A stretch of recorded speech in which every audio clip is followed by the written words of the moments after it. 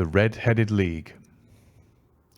I had called upon my friend Mr. Sherlock Holmes one day in the autumn of last year, and found him in deep conversation with a very stout, florid-faced, elderly gentleman with fiery red hair. With an apology for my intrusion, I was about to withdraw when Holmes pulled me abruptly into the room and closed the door behind me. "You could not possibly have come at a better time, my dear Watson," he said cordially. "I was afraid that you were engaged." "So I am. Very much so." "Then I can wait in the next room." "Not at all. This gentleman, Mr. Wilson, has been my partner and helper in many of my most successful cases, and I have no doubt that he will be of the utmost use to me in yours also." The stout gentleman half rose from his chair and gave a bob of greeting, with a quick little questioning glance from his small, fat-encircled eyes. "Try the settee," said Holmes, relapsing into his armchair and putting his fingertips together, as was his custom when in judicial moods. "I know, my dear Watson, that you share my love of all that is bizarre and outside the conventions and humdrum routine of everyday life. You have shown your relish for it by the enthusiasm which has prompted you to chronicle and, if you will excuse my saying so, somewhat to embellish so many of my own little adventures." "Your cases have indeed been one of the greatest interest to me," I observed. "You will remember that I remarked the other day, just before we went into the very simple problem presented by Miss Mary Sutherland, that for strange effects and extraordinary combinations we must go to life itself, which is always far more daring than any effort of the imagination." "A proposition which I took the liberty of doubting." "You did, Doctor. But none the less you must come round to my view, for otherwise I shall keep on piling fact upon fact on you, until your reason breaks down under them and acknowledges me to be right. Now, Mr. Jabez Wilson here has been good enough to call upon me this morning, and to begin a narrative which promises to be one of the most singular which I have listened to for some time. You have heard me remark that the strangest and most unique things are very often connected, not with the larger, but with the smaller crimes, and occasionally, indeed, where there is room for doubt whether any positive crime has been committed. As far as I have heard, it is impossible for me to say whether the present case is an instance of crime or not, but the course of events is certainly among the most singular that I have ever listened to. Perhaps, Mr. Wilson, you would have the great kindness to recommence your narrative. I ask you not merely because my friend Dr. Watson has not heard the opening part, but also because the peculiar nature of the story makes me anxious to have every possible detail from your lips. As a rule, when I have heard some slight indication of the course of events, I am able to guide myself by the thousands of other similar cases which occur to my memory. In the present instance, I am forced to admit that the facts are, to the best of my belief, unique." The portly client puffed out his chest with an appearance of some little pride, and pulled a dirty and wrinkled newspaper from the inside pocket of his greatcoat. As he glanced down the advertisement column, with his head thrust forward and the paper flattened out upon his knee, I took a good look at the man, and endeavoured, after the fashion of my companion, to read the indications which might be presented by his dress or appearance. I did not gain very much, however, by my inspection. Our visitor bore every mark of being an average, commonplace British tradesman, obese, pompous, and slow. He wore rather baggy grey shepherd's check trousers, a not over-clean black frock-coat, unbuttoned in the front, and a drab waistcoat with a heavy brassy Albert chain, and a square pierced bit of metal dangling down as an ornament. A frayed top hat and a faded brown overcoat with a wrinkled velvet collar lay upon a chair beside him. Altogether, look as I would, there was nothing remarkable about the man save his blazing red head and the expression of extreme chagrin and discontent upon his features. Sherlock Holmes' quick eye took in my occupation, and he shook his head with a smile as he noticed my questioning glances. Beyond the obvious facts that he has at some time done manual labour, that he takes snuff, that he is a Freemason, that he has been in China, and that he has done a considerable amount of writing lately, I can deduce nothing else." Mr. Jabez Wilson started up in his chair with his forefinger upon the paper, but his eyes upon my companion. "How in the name of good fortune did you know all that, Mr. Holmes?" he asked. "How did you know, for example, that I did manual labour? It's as true as gospel, for I began as a ship's carpenter." "Your hands, my dear sir. Your right hand is quite a size larger than your left. You have worked with it, and the muscles are more developed." "Well, the snuff, then, and the Freemasonry." "I won't insult your intelligence by telling you how I read that, especially as, rather against the strict rules of your order, you use an arc and compass breastpin." "Ah, of course, I forgot that. But the writing?" "What else can be indicated by that right cuff, so very shiny for 5 inches, and the left one with the smooth patch near the elbow, where you rest it upon the desk?" "Well, but China?" "The fish that you have tattooed immediately above your right wrist could only have been done in China. I have made a small study of tattoo marks, and have even contributed to the literature of the subject. That trick of staining the fish's scales of a delicate pink is quite peculiar to China. When, in addition, I see a Chinese coin hanging from your watch chain, the matter becomes even more simple." Mr. Jabez Wilson laughed heavily. "Ha, ha! Well, I never!" said he. "I thought at first that you had done something clever, but I see that there was nothing in it after all." "I begin to think, Watson," said Holmes, "that I make a mistake in explaining. Omne ignotum pro magnifico. You know, and my poor little reputation, such as it is, will suffer shipwreck if I am so candid. Can you not find the advertisement, Mr. Wilson?" Yes, I have got it now," he answered with his thick red finger planted halfway down the column. "Here it is. This is what began it all. You just read it for yourself, sir." I took the paper from him and read as follows: "To the Red-Headed League. On account of the bequest of the late Ezekiah Hopkins of Lebanon, Pennsylvania, USA, there is now another vacancy open which entitles a member of the League to a salary of £4 a week for purely nominal services. All red-headed men who are sound in body and mind and above the age of 21 years are eligible. Apply in person on Monday at 11 o'clock to Duncan Ross at the offices of the League, 7 Pope's Court, Fleet Street." "What on earth does this mean?" I ejaculated, after I had twice read over the extraordinary announcement. Holmes chuckled and wriggled in his chair, as was his habit when in high spirits. "It is a little off the beaten track, isn't it?" said he. "And now, Mr. Wilson, off you go at scratch and tell us all about yourself, your household, and the effect which this advertisement had upon your fortunes. You will first make a note, Doctor, of the paper and the date." "It is the Morning Chronicle of April 27th, 1890. Just 2 months ago." "Very good. Now, Mr. Wilson?" "Well, it is just as I've been telling you, Mr. Sherlock Holmes," said Jabez Wilson, mopping his forehead. "I have a small pawnbroker's business at Coburg Square, near the sea. It's not a very large affair, and of late years it has not done more than just give me a living. I used to be able to keep 2 assistants, but now I only keep 1, and I would have a job to pay him, but that he is willing to come for half wages so as to learn the business." "What is the name of this obliging youth?" asked Sherlock Holmes. "His name is Vincent Spaulding, and he's not such a youth either. It's hard to say his age. I should not wish a smarter assistant, Mr. Holmes, and I know very well that he could better himself and earn twice what I'm able to give him.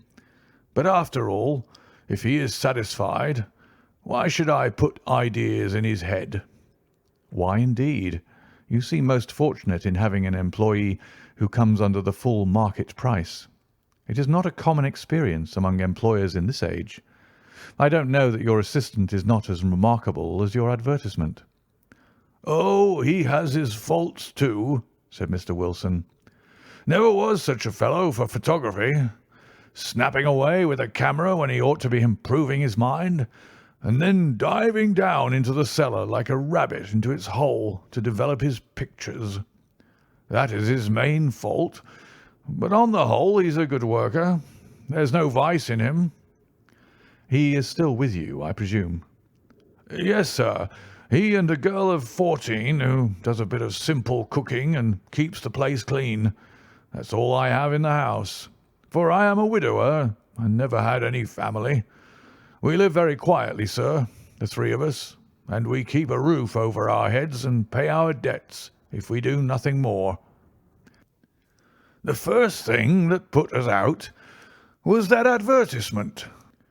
Spaulding, he came down into the office just this day, 8 weeks, with this very paper in his hand, and he says, 'I wish to the Lord, Mr. Wilson, that I was a red-headed man.'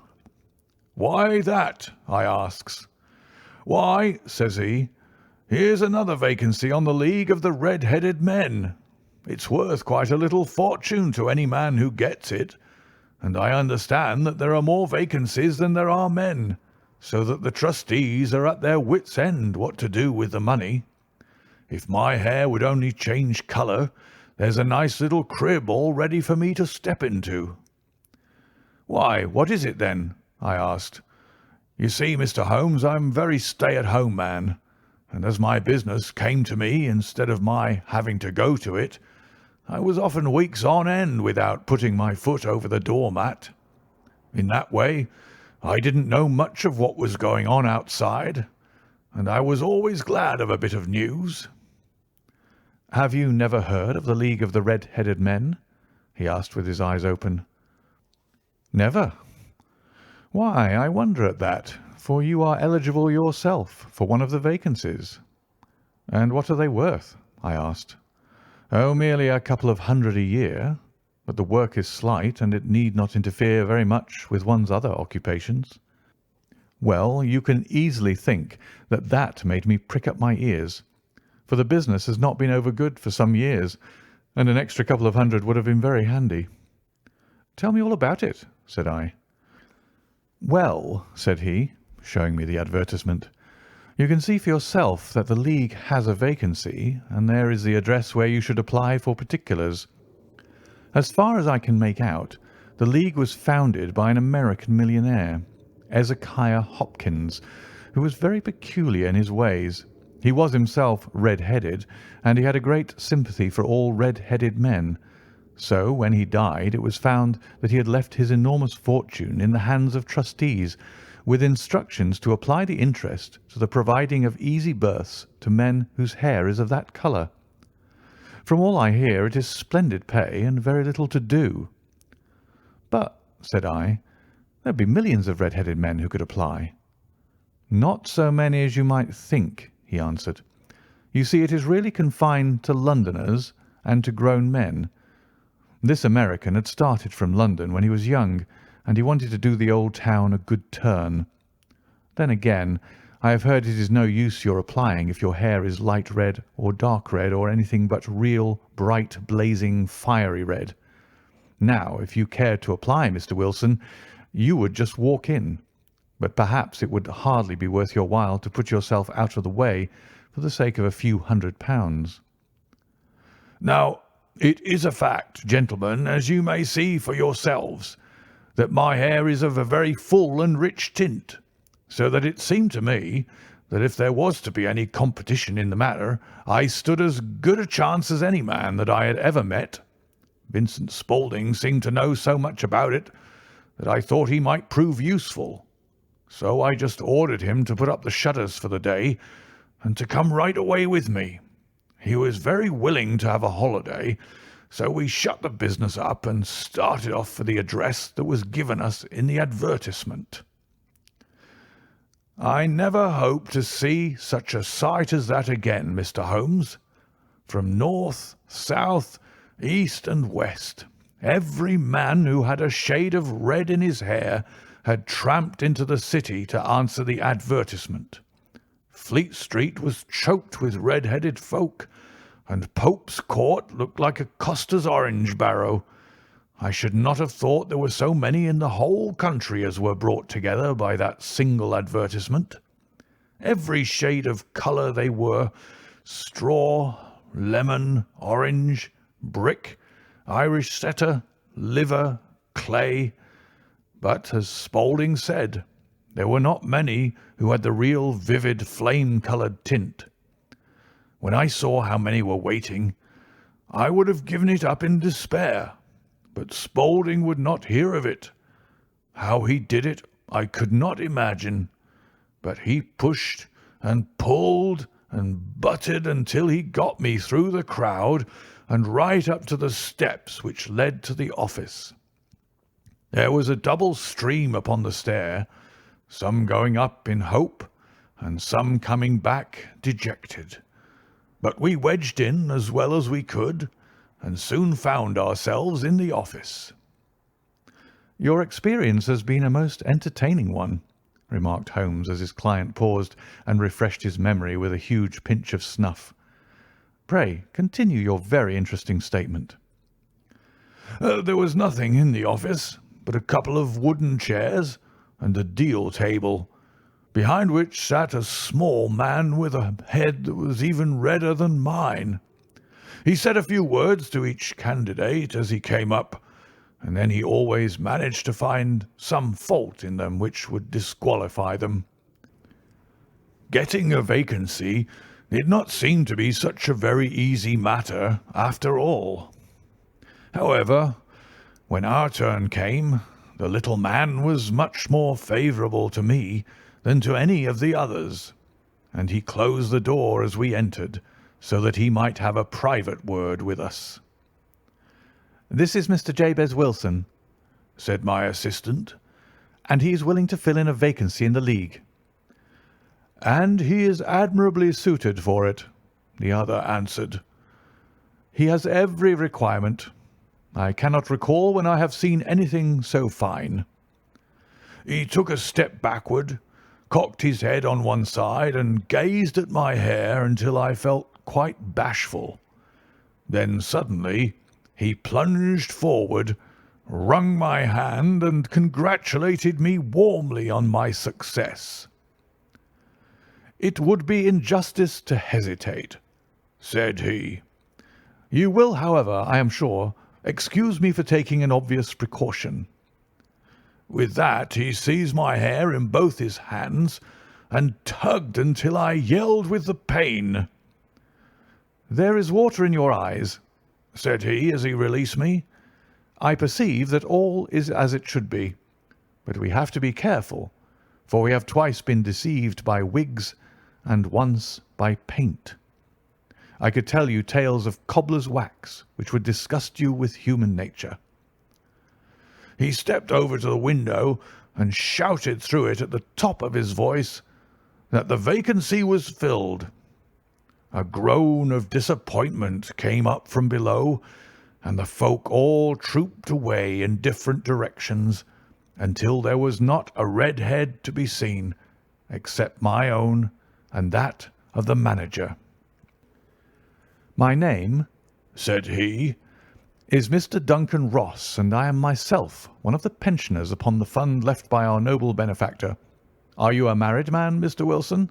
Have you a family?" I answered that I had not. His face fell immediately. "Dear me," he said gravely, "that is very serious indeed. I am sorry to hear you say that.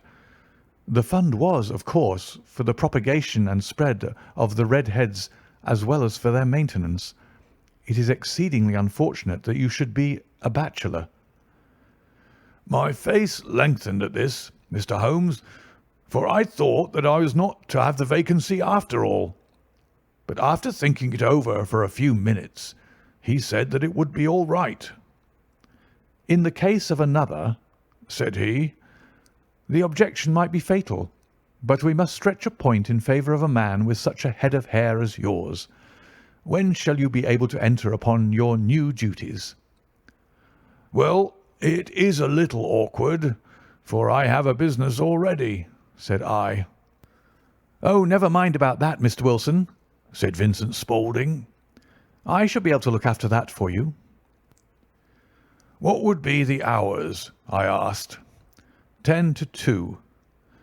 "Now, a pawnbroker's business is mostly done of an evening, Mr. Holmes, especially Thursday and Friday evening, which is just before payday, so it would suit me very well to earn a little in the mornings. Besides, I knew that my assistant was a good man, and that he would see to anything that turned up." "That would suit me very well," said I. "And the pay?" "Is £4 a week." "And the work?" "Is purely nominal."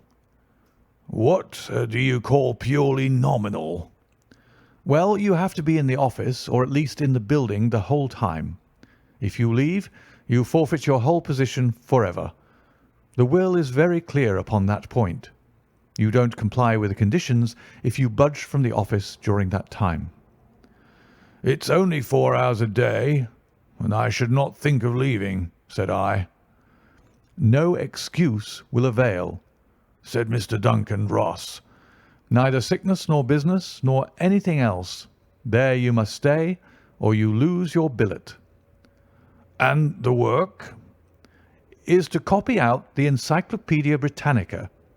There is the first volume of it in that press. You must find your own ink, pens, and blotting paper, but we provide this table and chair. Will you be ready tomorrow?" "Certainly," I answered. "Then good-bye, Mr. Jabez Wilson, and let me congratulate you once more on the important position which you have been fortunate enough to gain." He bowed me out of the room, and I went home with my assistant, hardly knowing what to say or do. I was so pleased at my own good fortune. Well, I thought over the matter all day, and by evening I was in low spirits again, for I had quite persuaded myself that the whole affair must be some great hoax or fraud, though what its object might be I could not imagine. It seemed altogether past belief that anyone could make such a will, or that they should pay such a sum for doing anything so simple as copying out the Encyclopaedia Britannica. Vincent Spaulding did what he could do to cheer me up, but by bedtime I had reasoned myself out of the whole thing. However, in the morning I determined to have a look at it anyhow, so I bought a penny bottle of ink, and with a quill pen and 7 sheets of foolscap paper, I started off for Pope's Court. Well, to my surprise and delight, everything was as right as possible. The table was set out ready for me, and Mr. Duncan Ross was there to see that I got fairly to work. He started me off upon the letter A, and then he left me, but he would drop in from time to time to see that all was right with me. At 2 o'clock he bade me good day, complimented me upon the amount that I had written, and locked the door of the office after me. This went on day after day, Mr. Holmes, and on Saturday the manager came in and planked down 4 gold sovereigns for my week's work. It was the same next week, and the same the week after. Every morning I was there at 10, and every afternoon I left at 2. By degrees, Mr. Duncan Ross took to coming in only once of a morning, and then, after a time, he did not come in at all. Still, of course, I never dared to leave the room for an instant, for I was not sure when he might come, and the billet was such a good one and suited me so well that I would not risk the loss of it. 8 weeks passed away like this, and I had written about abbots and archery and armour and architecture and Attica, and hoped with diligence that I might get on to the B's before very long. It cost me something in foolscap, and I had pretty nearly filled a shelf with my writings, and then suddenly the whole business came to an end." "To an end?" "Yes, sir, and no later than this morning. I went to my work as usual at 10 o'clock, but the door was shut and locked with a little square of cardboard hammered onto the middle of the panel with a tack. Here it is, and you can read for yourself." He held up a piece of white cardboard about the size of a sheet of notepaper. It read in this fashion: "The Red-Headed League is dissolved. October 9th, 1890. Sherlock Holmes and I surveyed this curt announcement and the rueful face behind it until the comical side of the affair so completely overtopped every other consideration that we both burst out into a roar of laughter. "I cannot see that there is anything very funny," cried our client, flushing up to the roots of his flaming head. "If you can do nothing better than laugh at me, I can go elsewhere." "No, no," cried Holmes, shoving him back into the chair from which he had half risen. "I really wouldn't miss your case for the world. It is most refreshingly unusual, but there is, if you will excuse me saying so, something just a little funny about it.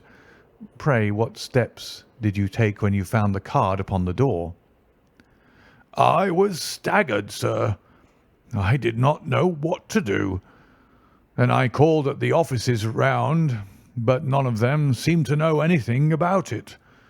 Finally, I went to the landlord, who is an accountant living on the ground floor, and I asked him if he could tell me what had become of the Red-Headed League. He said that he had never heard of any such body. Then I asked him who Mr. Duncan Ross was. He answered that the name was new to him. 'Well,' said I, 'the gentleman at number 4. "What, the red-headed man?" "Yes." "Oh," said he. "His name was William Morris. He was a solicitor and was using my room as a temporary convenience until his new premises were ready. He moved out yesterday." "Where could I find him?" "Oh, at his new offices. He did tell me the address. Yes, 17 King Edward Street, near St. Paul's." "I started off, Mr. Holmes, but when I got to that address, it was a manufactory of artificial kneecaps, and no one in it had ever heard of either Mr. William Morris or Mr. Duncan Ross." "And what did you do then?" asked Holmes. "I went home to Saxe Coburg Square, and I took the advice of my assistant, but he could not help me in any way. He could only say that if I waited, I should hear by post. But that was not quite good enough, Mr. Holmes. I did not wish to lose such a place without a struggle. So, as I had heard that you were good enough to give advice to poor folk who were in need of it, I came right away to you." "And you did very wisely," said Holmes. "Your case is an exceedingly remarkable one, and I shall be happy to look into it. From what you have told me, I think that it is possible that graver issues hang from it than might at first sight appear." "Grave enough," said Mr. Jabez Wilson. "Why, I have lost £4 a week."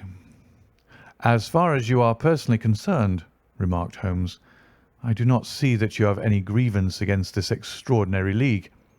On the contrary, you are, as I understand, richer by some £30, to say nothing of the minute knowledge which you have gained on every subject which comes under the letter A. You have lost nothing by them." "No, sir, but I want to find out about them, and who they are, and what their object was in playing this prank, if it was a prank, upon me. It was a pretty expensive joke for them, for it cost them £32. "We shall endeavour to clear up these points for you. And first, one or two questions, Mr. Wilson. This assistant of yours who first called your attention to the advertisement, How long had he been with you? Oh, about a month then. How did he come? In answer to an advertisement. Was he the only applicant? No, I had a dozen. Why did you pick him? Because he was handy and would come cheap. At half wages, in fact. Yes. What is he like, this Vincent Spaulding? Small, stout built, very quick in his ways, no hair on his face, though he's not short of 30. Has a white splash of acid upon his forehead. Holmes sat up in his chair in considerable excitement. I thought as much, said he. Have you ever observed that his ears are pierced for earrings? Yes, sir. He told me that a gypsy had done it for him when he was a lad. Said Holmes, sinking back in deep thought. He is still with you? Oh, yes, sir. I have only just left him. And has your business been attended to in your absence? Nothing to complain of, sir. There's never very much to do of a morning. That will do, Mr. Wilson. I shall be happy to give you an opinion upon the subject in the course of a day or two. Today is Saturday, and I hope that by Monday we may come to a conclusion. Well, Watson, said Holmes when our visitor had left us, what do you make of it all? I make nothing of it, I answered frankly. It is a most mysterious business. As a rule, said Holmes, the more bizarre a thing is, the less mysterious it proves to be. It is your commonplace, featureless crimes which are really puzzling, just as a commonplace face is the most difficult to identify. But I must be prompt over this matter. What are you going to do then? I asked. To smoke, he answered. It is quite a three-pipe problem, and I beg that you won't speak to me for 50 minutes. He curled himself up in his chair with his thin knees drawn up to his hawk-like nose, and there he sat with his eyes closed and his black clay pipe thrusting out like the bill of some strange bird. I had come to the conclusion that he had dropped asleep, and indeed was nodding myself, when he suddenly sprang out of his chair with the gesture of a man who has made up his mind and put his pipe down upon the mantelpiece. Sarasate plays at the St. James's Hall this afternoon, he remarked. What do you think, Watson? Could your patient spare you for a few hours? I have nothing to do today. My practice is never very absorbing. Then put on your hat and come. I am going through the city first, and we can have some lunch on the way. I observe that there is a good deal of German music on the programme, which is rather more to my taste than Italian or French. It is introspective, and I want to introspect. Come along. We travelled by the Underground as far as Aldersgate, and a short walk took us to the Saxe-Coburg Square, the scene of the singular story which we had listened to in the morning. It was a poky, little, shabby, genteel place where 4 lines of dingy, 2-storied brick houses looked out into a small, railed-in enclosure where a lawn of weedy grass and a few clumps of faded laurel bushes made a hard fight against a smoke-laden and uncongenial atmosphere. 3 gilt balls and a brown board with Jabez Wilson in white letters upon a corner house announced the place where our red-headed client carried on his business. Sherlock Holmes stopped in front of it with his head on one side and looked it all over with his eyes shining brightly between puckered lids. Then he walked slowly up the street and then down again to the corner, still looking keenly at the houses. Finally he returned to the pawnbroker's, and having thumped vigorously upon the pavement with his stick 2 or 3 times, he went up to the door and knocked. It was instantly opened by a bright-looking, clean-shaven young fellow, who asked him to step in. "Thank you," said Holmes. "I only wish to ask you how you would go from here to the Strand." "Third right and 4th left," answered the assistant promptly, closing the door. "Smart fellow, that," observed Holmes as we walked away. "He is, in my judgment, the 4th smartest man in London, and for daring I am not sure that he has not a claim to be 3rd. I have known something of him before." "Evidently," said I. "Mr. Wilson's assistant counts for a good deal in the mystery of the Red-Headed League. I am sure that you inquired your way merely in order that you might see him." "Not him."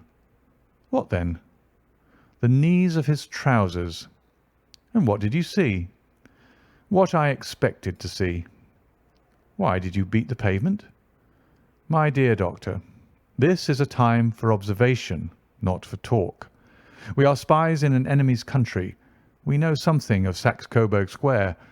Let us now explore the parts which lie behind it." The road in which we found ourselves as we turned round the corner from the retired Saxe Coburg Square presented as great a contrast to it as the front of a picture does to the back. It was one of the main arteries which conveyed the traffic of the city to the north and west. The roadway was blocked with the immense stream of commerce flowing in a double tide inward and outward, while the footpaths were black with the hurrying swarm of pedestrians. It was difficult to realize, as we looked at the line of fine shops and stately business premises, that they really abutted on the other side upon the faded and stagnant square which we had just quitted. "Let me see," said Holmes, standing at the corner and glancing along the line. "I should like just to remember the order of the houses here. It is a hobby of mine to have an exact knowledge of London. There is Mortimer's, the tobacconist, the little newspaper shop, the Coburg branch of the City and Suburban Bank, the vegetarian restaurant, and Macfarlane's carriage-building depot. That carries us right on to the other block. And now, Doctor, we've done our work, so it's time we had some play. A sandwich and a cup of coffee, and then off to Violin Land, where all is sweetness and delicacy and harmony, and there are no red-headed clients to vex us with their conundrums." My friend was an enthusiastic musician, being himself not only a very capable performer, but a composer of no ordinary merit. All the afternoon he sat in the stalls, wrapped in the most perfect happiness, gently waving his long, thin fingers in time to the music, while his gently smiling face and his languid, dreamy eyes were as unlike those of Holmes the sleuth-hound, Holmes the relentless, keen-witted, ready-handed criminal agent, as it was possible to conceive. In his singular character, the dual nature alternately asserted itself, and his extreme exactness and astuteness represented, as I have often thought, the reaction against the poetic and contemplative mood which occasionally predominated in him.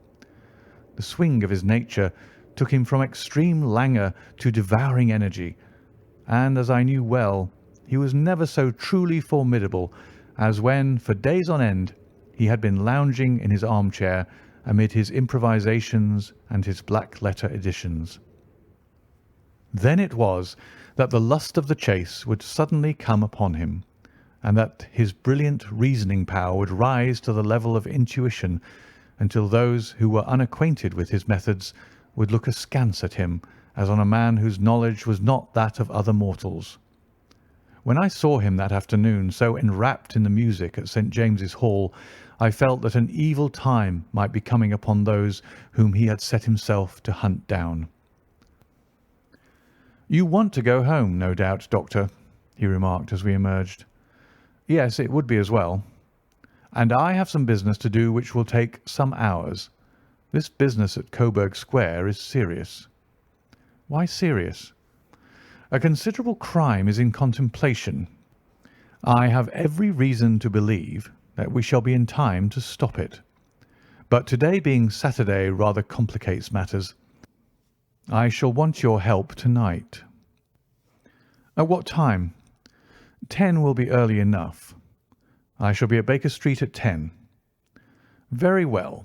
And I say, Doctor, there may be some little danger, so kindly put your army revolver in your pocket." He waved his hand, turned on his heel, and disappeared in an instant among the crowd. I trust that I am not more dense than my neighbours, but I was always oppressed with a sense of my own stupidity in my dealings with Sherlock Holmes. Here I had heard what he had heard. I had seen what he had seen. And yet from his words it was evident that he saw clearly not only what had happened, but what was about to happen, while to me the whole business was still confused and grotesque. As I drove home to my house in Kensington, I thought over it all, from the extraordinary story of the red-headed copier of the encyclopaedia down to the visit to Saxe-Coburg Square, and the ominous words with which he had parted from me. What was this nocturnal expedition, and why should I go armed? Where were we going, and what were we to do? I had the hint from Holmes that this smooth-faced pawnbroker's assistant was a formidable man, a man who might play a deep game. I tried to puzzle it out, but gave it up in despair and set the matter aside until night should bring an explanation. It was 9:15 when I started from home and made my way across the park and so through Oxford Street to Baker Street. 2 hansoms were standing at the door, and as I entered the passage I heard the sound of voices from above. On entering his room, I found Holmes in animated conversation with 2 men, one of whom I recognised as Peter Jones, the official police agent, while the other was a long, thin, sad-faced man with a very shiny hat and oppressively respectable frock-coat. "Ha! Our party is complete," said Holmes, buttoning up his pea-jacket and taking his heavy hunting crop from the rack. "Watson, I think you know Mr. Jones of Scotland Yard. Let me introduce you to Mr. Merryweather, who is to be our companion in tonight's adventure." "We are hunting in couples again, Doctor, you see," said Jones in his consequential way. "Our friend here is a wonderful man for starting a chase. All he wants is an old dog to help him to do the running down." "I hope a wild goose may not prove to be the end of our chase," observed Mr. Merryweather gloomily. "You may place considerable confidence in Mr. Holmes, sir," said the police agent loftily. "He has his own little methods, which are, if you won't mind my saying so, just a little too theoretical and fantastic, but he has the makings of a detective in him. It is not too much to say that once or twice, as in that business of the Sholto murder and the Agra treasure, he has been more nearly correct than the official force." "Oh, if you say so, Mr. Jones, it is all right," said the stranger with deference. "Still, I confess that I miss my rubber. It is the first Saturday night for 27 years that I have not had my rubber." "I think you will find," said Sherlock Holmes, "that you will play for a higher stake tonight than you have ever done yet, and that the play will be more exciting. For you, Mr. Merryweather, the stake will be some £30,000, and for you, Jones, it will be the man upon whom you wish to lay your hands." "John Clay, the murderer, thief, smasher, and forger. He's a young man, Mr. Merryweather, but he is at the head of his profession, and I would rather have my bracelets on him than any criminal in London. He's a remarkable man, is young John Clay. His grandfather was a royal duke, and he himself has been to Eton and Oxford. His brain is as cunning as his fingers, and though we might meet signs of him at every turn, we never know where to find the man himself. He'll crack a crib in Scotland one week and be raising money to build an orphanage in Cornwall the next. I've been on his track for years and have never set eyes on him yet." "I hope that I might have the pleasure of introducing you tonight." "I've had 1 or 2 little turns also with Mr. John Clay, and I agree with you that he is at the head of his profession. It is past 10, however, and quite time that we started. If you two will take the first hansom, Watson and I will follow in the second." Sherlock Holmes was not very communicative during the long drive, and lay back in the cab humming the tunes which he had heard in the afternoon. We rattled through an endless labyrinth of gaslit streets until we emerged into Farrington Street. "We are close there now," my friend remarked. "This fellow Merryweather is a bank director, and personally interested in the matter. I thought it as well to have Jones with us also. He's not a bad fellow, though an absolute imbecile in his profession. He has one positive virtue. He's as brave as a bulldog and as tenacious as a lobster if he gets his claws upon anyone. Here we are, and they are waiting for us." We had reached the same crowded thoroughfare in which we had found ourselves in the morning. Our cabs were dismissed, and following the guidance of Mr. Merryweather, we passed down a narrow passage and through a side door which he opened for us. Within there was a small corridor which ended in a very massive iron gate. This also was opened and led down a flight of winding stone steps, which terminated at another formidable gate. Mr. Merryweather stopped to light a lantern, and then conducted us down a dark, earth-smelling passage, and so, after opening a third door into a huge vault or cellar, which was piled all round with crates and massive boxes. "You are not very vulnerable from above," Holmes remarked as he held up the lantern and gazed about him. "Nor from below," said Mr. Merryweather, striking his stick upon the flags which lined the floor. "Why, dear me, it sounds quite hollow," he remarked, looking up in surprise. "I must really ask you to be a little more quiet," said Holmes severely. "You have already imperilled the whole success of our expedition. Might I beg that you would have the goodness to sit down upon one of these boxes, and not to interfere?" The solemn Mr. Merryweather perched himself upon a crate, with a very injured expression upon his face, while Holmes fell upon his knees upon the floor, and with a lantern and a magnifying lens began to examine minutely the cracks between the stones. A few seconds sufficed to satisfy him, for he sprang to his feet again and put his glass in his pocket. "We have at least an hour before us," he remarked, "for they can hardly take any steps until the good pawnbroker is safely in bed. Then they will not lose a minute, for the sooner they do their work, the longer time they will have for their escape. We are at present, Doctor, as no doubt you have divined, in the cellar of the City branch of one of the principal London banks. Mr. Merryweather is the chairman of directors, and he will explain to you that there are reasons why the more daring criminals of London should take a considerable interest in this cellar at present." "It is our French gold," whispered the director. "We have had several warnings that an attempt might be made upon it." "Your French gold?" "Yes. We had occasion some months ago to strengthen our resources, and borrowed for that purpose 30,000 napoleons from the Bank of France. It has become known that we have never had occasion to unpack the money, and that it is still lying in our cellar. The crate upon which I sit contains 2,000 napoleons packed between layers of lead foil. Our reserve of bullion is much larger at present than is usually kept in a single branch office, and the directors have had misgivings upon the subject." "Which were very well justified," observed Holmes. "And now it is time that we arranged our little plans. I expect that within an hour matters will come to a head.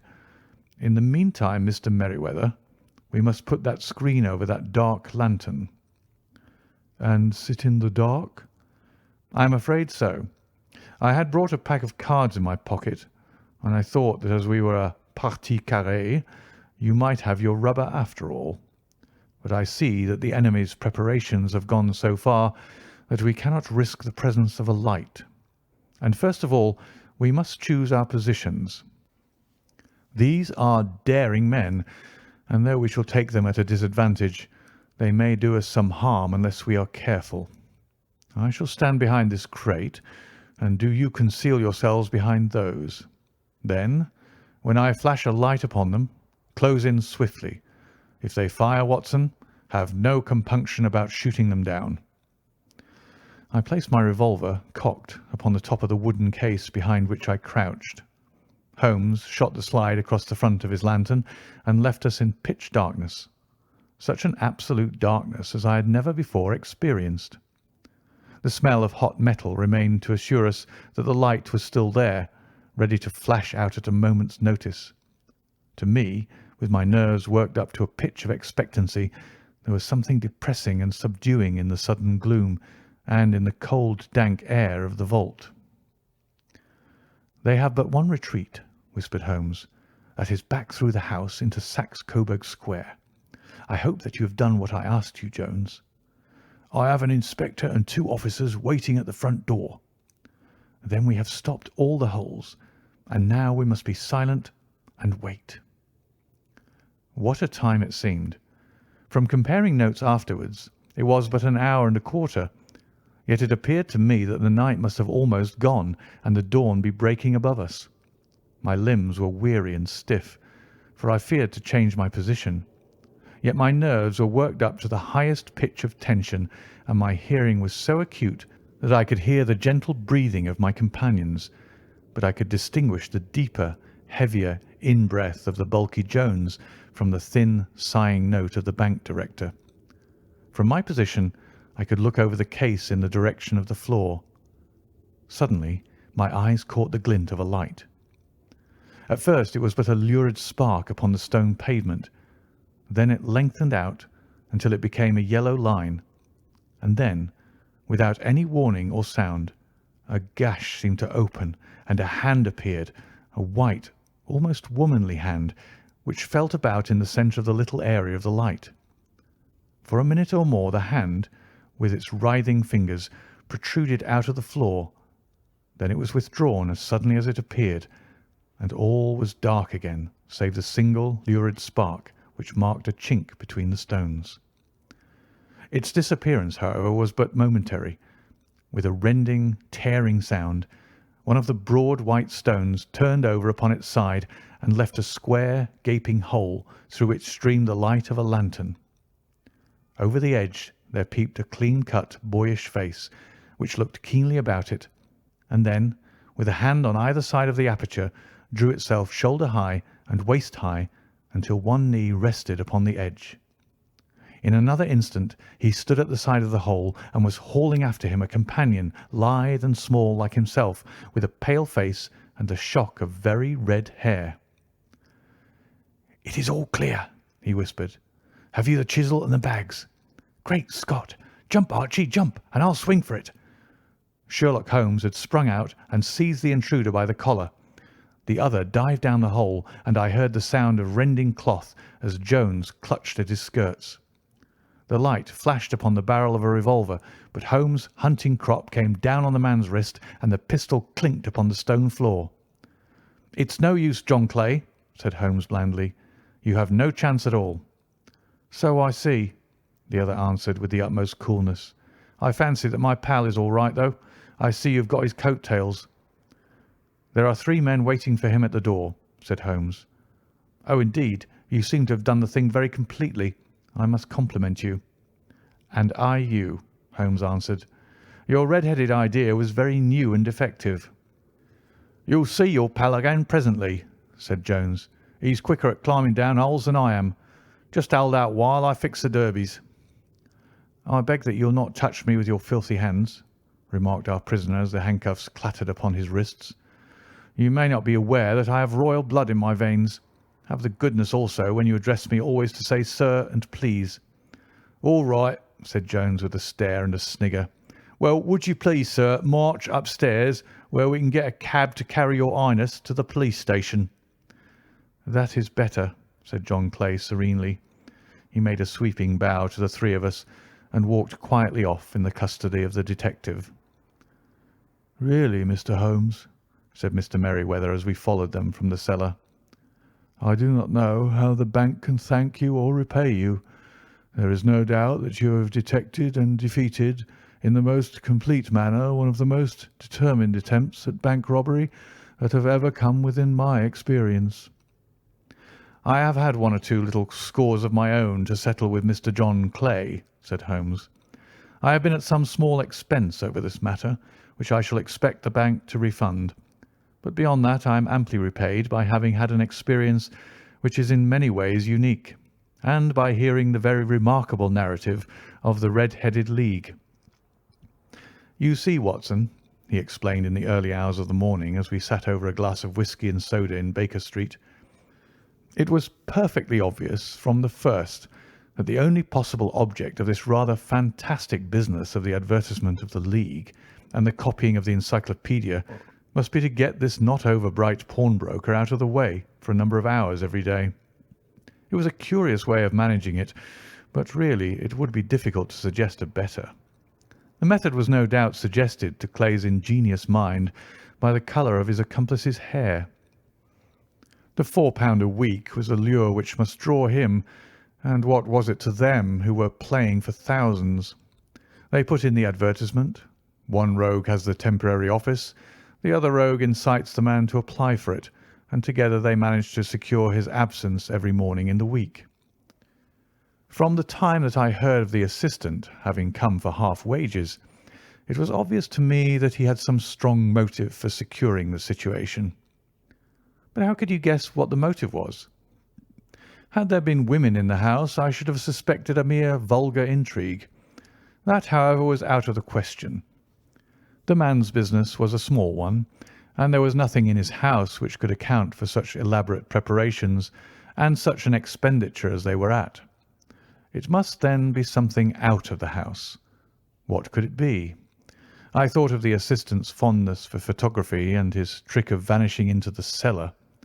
The cellar. There was the end of this tangled clue. Then I made inquiries as to this mysterious assistant and found that I had to deal with one of the coolest and most daring criminals in London. He was doing something in the cellar, something which took many hours a day for months on end.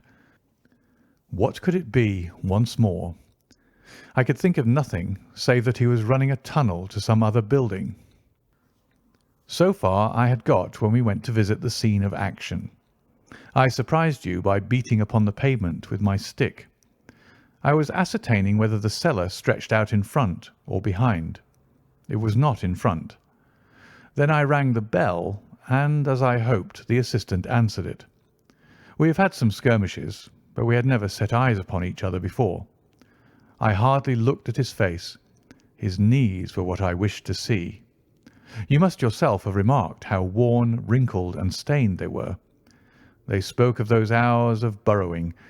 The only remaining point was what they were burrowing for. I walked round the corner, saw the City and Suburban Bank abutted on our friend's premises, and felt that I had solved my problem. When you drove home after the concert, I called upon Scotland Yard and upon the chairman of the bank directors, with the result that you have seen.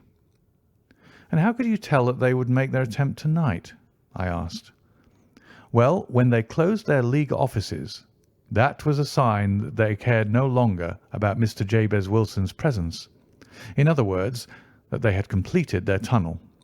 But it was essential that they should use it soon, as it might be discovered or the bullion might be removed. Saturday would suit them better than any other day, as it would give them 2 days for their escape.